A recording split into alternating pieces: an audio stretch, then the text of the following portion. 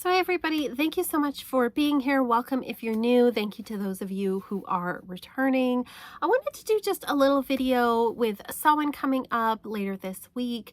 I wanted to just talk about kind of Halloween, Samhain, and what it means to me, and a little bit also about the philosophy of Memento Mori, which is part of Stoicism. And if you've been on this, watch me for a little while, you know that that's a philosophy that I'm into. Not the co-opted Manosphere Bro podcast kind of version of it, which is totally a bastardization of it, but like the actual philosophy of Stoicism with a capital S. And one of the things that it emphasizes is the idea of memento mori, to remember that you must die. And that I find really helps to put things into perspective in our lives. And what better time to think about that than with Samhain coming up, because after all, Samhain is connected with the dead, honoring our ancestors, honoring our loved ones that have passed away. And so I thought I would talk about all those things and talk a little bit about what it, means to me. So I did put up on my blog, which I do have a link below, about, some of the ways that you can honor the dead during Samhain, some easy ways, some things that I do to honor the dead during that time. And I feel like I've talked about that. I think I talked about it last year, ways of honoring the dead during this time of year, especially because for me, it's taken on a very sort of like personal tone, because there's been a lot of deaths in the past 3 years, like an unusual amount in my life. And so that's sort of given this a lot more somber tone to it than it has in years previous to that. And it's not like, that I haven't experienced, deaths of people before, but to have like so many in such a short period of time has definitely put a greater emphasis on things like honoring the dead and sort of a more somber kind of energy to it for me. Now, I do, of course, love Halloween. I love all of the decorations. I love the candy, although like the candy this year, oh my God, is so small, and I feel like they've cheaped out so much. Who else is disappointed? Let me know. Are you disappointed in the candy? I bought like a box of like 20, or no, it was like 100 chocolate bars, and they're so small and it costs like so much. But I just can't bring myself to like not buy candy for Halloween to hand out. I hand out candy every year. I also take candy to work and let's have like a bucket on my desk. But I love all of the like fun, secular kind of like celebrations of Halloween. That I love for sure. But I also honor the Wheel of the Year, and I honor, Samhain and that connection with our ancestors and connection with the dead and the departed who've gone to the other side. A lot of people believe at this time of year, they say the veil is thin between this world and the next. I find for me, actually, it usually starts around this time of year, but goes into Christmas. I often find like the Yuletide Christmas season is actually, I feel like, when things are quite thin. And so this whole time of year, with it getting darker, it is definitely a time when we start to turn our attention more, I think, to the spiritual realm, to our loved ones, those kind of things. Where I live here on the prairies in Canada, it gets dark because we're at northern latitudes fairly early. It's often, as we get into November, it's going to be dark when I leave for work and dark when I come home. That's just the way it is. And right now, there's no snow yet. Cross our fingers. We won't have snow for a while. But when the snow falls, it actually is a little brighter because the snow when it's dark, because the snow reflects things. Whereas right now when there's no snow, it feels really, really dark. It feels quite dark at night. So anyway, I do enjoy Halloween. I do enjoy this darker time of year. But it is one that does get me thinking, especially now with, having so many deaths in such a short time, does make me think more about that aspect of Samhain or honoring the dead, honoring those who have deceased. So, those of you who've, watched me for a while, you know this, but if you're new here, in the past 3 years, we've lost both my mother-in-law and my father-in-law. One of my brothers passed away. A former boyfriend, unfortunately, was murdered. And we also this year lost our cat that we've had for a long time. He was 18 years old. And my husband lost one of his best friends. So it's a lot in a very short period of time. And so for me, doing things to honor the dead are really important. They've always been important, but it's sort of taken on more of a tone for me. One of the ways I do that actually is I usually, get a candle around this time of year, that I dedicate just it's for the deceased. So usually like a larger candle, like a jar candle or something like that. That usually I love the fall flavors, like the flavors, but the scents, like the pumpkin and all that kind of stuff. That is for honoring the dead. And so what I do is I'll light that during what I call like the Samhain Halloween season. So for me, that's the 30th, which is sometimes called Hell Night or Gate Night, the night before Halloween, and then the first and the second, which are All Saints Day and All Souls Day. So it has those 4 days are to me are really connected with honoring the dead. And then on, loved ones' birthdays or on the days that they died, I will often light a candle for, that person, just to remember them and, that they're still remembered and they're still important to us. And so that's something that I do throughout the year using that candle. And it's really simple. It can be like a really simple thing like that. You don't have to do these big, giant, elaborate rituals. It's just sort of these things that remind you of those people. And so that's just one of the things that, that I do that is part of honoring the deceased. Something that I started doing this year was I used to do photography when I was in art school in the late 90s. I had double major in drawing and photography. And so this was like digital photography was just starting to be a thing around that time, but digital photos were still quite poor. Like if you blew them up, they were quite pixelated. They weren't really great at that time. And so the photography that I learned was film photography, and I particularly love black and white photography. And so I started doing some black and white photography again, film photography. Well, I love the phone. I love that it can film things like this. I love that it can take pictures, all of that kind of stuff. There is something really magical about working with film. And so I got out my old camera and I have been taking photos again and going into the darkroom and developing my own film and developing my own prints. And what I found was I was taking a lot of photos that really reminded me of the deceased. Now, my major, when I was majoring in photography, I did a lot of photos of graveyards, and I've always loved graveyards. I think graveyards are wonderful. I think that they are really beautiful. And I always had a connection with that. But now it's more personal, right? And so I have been taking photos of graveyards again, but also of, obviously graves of people I know, but also things that remind me of those people. And I find that black and white film photography has this sort of nostalgic quality, this quality of memory, this quality of sort of, this more spiritual kind of aspect to it. And so doing that photography has really been a healing thing for me. And I think that if you are going through a time of loss and of grief, making art of some kind or doing something creative can actually be really healing. And it doesn't have to be like traditional art, like photography or drawing or painting. It's sort of whatever's meaningful to you. It could be gardening.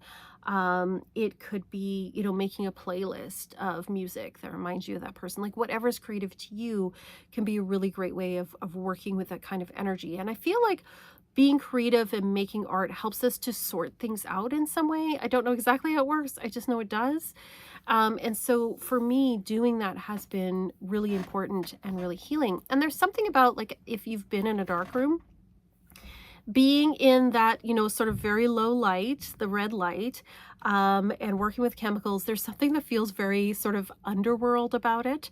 And especially when you're making photos that have to do with the deceased and the dead, so there is that aspect for me, I find like just really comforting, especially at this time of year. So for me, making that kind of art has been really important, and really comforting to me.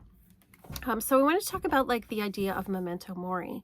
So Memento Mori is Latin for remember you must die. There is a tradition of sort of Memento Mori paintings. So in art history, you'll see paintings sometimes they look like a still life and there'll be fruit and flowers, but there'll often also be a skull in the picture.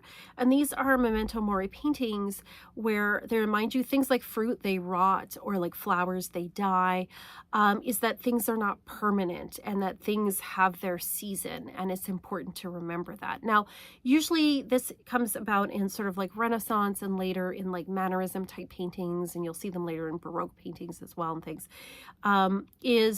Obviously they were coming from a mostly Christian context of that, where it was sort of like, oh, your youth is going to fade, and there's sort of this element of like the material world is not everything that it appears to be. So it does have that kind of context to it. But in our own lives and in a modern interpretation, we can still say like, hey, like life is fleeting. Enjoy things while they last. Remember that, you're not like at least this life, you're not permanent. Like I personally believe, that we do have past lives and multiple lives, but you only get one of this life. Like this moment isn't going to happen again. So, enjoy it for what it is. And so to me, it's a real reminder of enjoying the present and enjoying the good things that are in the present, because who knows what's going to happen in the future. You don't know how much time you have. You don't know how much time anyone has. And for me, that also reminds me not just to enjoy the beauty of the moment, which we should do, and enjoy all the wonderful things that we have, but also to enjoy the people in our lives. You don't know when something's going to happen, right? And, with some of the people that have, at least for me, passed away in the past few years, they were sick. We knew things were coming, or they were struggling with certain issues that we knew, might result in this. But it's still a shock when it happens. Like even when you're like mentally prepared that this is going to happen, and there's a lot of anticipatory grief because you know that this is coming at some point, it's still not easy when it comes. Like, I don't think you can be really ever fully prepared for that. And so I think one of the things with Memento Mori, one of the practices in Stoicism, especially if you follow Ryan Holiday, is great to follow. He makes Stoicism really, I think, accessible for people, is the idea of keep in touch with your friends. I think especially as adults, we often, we get busy, right? We get busy, we have jobs, we have responsibilities, maybe you have kids, maybe you have elderly parents or something. Like we've got a lot of responsibilities on our plate. And so you have to actually carve out time to like make sure that you are seeing people. And I like to see people in real life. I also enjoy phone conversations. Maybe that's because I am a Gen Xer. So for me, talking on the phone, you can hear the nuance in the voice and everything like that. But even with my friends, we do what some people call pebbling. I learned this new phrase, where we send each other little videos or like memes of things where we're like, oh, so-and-so will really like this. So-and-so will really like that. And it's just that, connection of like, I think about you and I think that you would like this. And even those things I think are really important to do as well. So keeping in touch with your friends, with the people you love and care about, I think is so, so important, because you just don't know what's going to happen, right? And I think, it's just important to, I think that's one of the beauties of life too, is the friendships that we have, the people we love in our family, all of those, the people that we love, important to, make time for them, because when you're on your deathbed, you're not going to think about work. You're going to think about your relationships, and remember that that is what is really, really important in life, is your relationships with people, spending time doing the things that you love. Like think about it. It gets you to think about like what is actually really important in your life. So it's about enjoying what you have now, enjoying the people in your life right now, and enjoying just being present with who you are in this, right now in this moment. Another thing too is it gets you to focus on what's actually important. Like sometimes we get caught up, like I said, in the day-to-day, or like somebody does something stupid and pisses us off. Like maybe they cut us off in traffic, or they cut in line in front of us or something, and we get all worked up about it. And Memento Mori reminds us, like, are we going to worry about this on our deathbed? Is it really that important? Is this going to matter a year from now, a month from now, a week from now? No, then stop giving it energy, which I know is easier said than done, right? Especially in the moment. But it really asks us to reframe what is actually important, what is actually a big deal. Like sometimes we make a mountain out of a molehill, we make like a big deal out of something that doesn't really matter. And sometimes that can like end friendships or we don't talk to somebody. It's asking us like, is this really important? Is, as the kids say, is this the hill you want to die on, right? Like, is it that important? And you might say yes, like maybe something really terrible happened and yes, it is that important. But I'm gonna tell you that like 9 times out of 10, most of the time the answer is no, this isn't that important, right? So it's important to remember that and to think about that when we do kind of feel those things. And I mean, I'm guilty of that too, right? Like, aren't we all? Um, the other thing too with Memento Mori is it also like it reminds you, that again, to enjoy the things that you have and the people that you have in your life, to remember, is this important or not? But also to prioritize the things you really want to do. Often we put things off. We think I'll have lots of time for this, or I'll do this when I have money. I'll do this when I'm older, or we think, oh, I'm too old to do that now. Like things like that. We don't make time for the things that we say are actually important to us.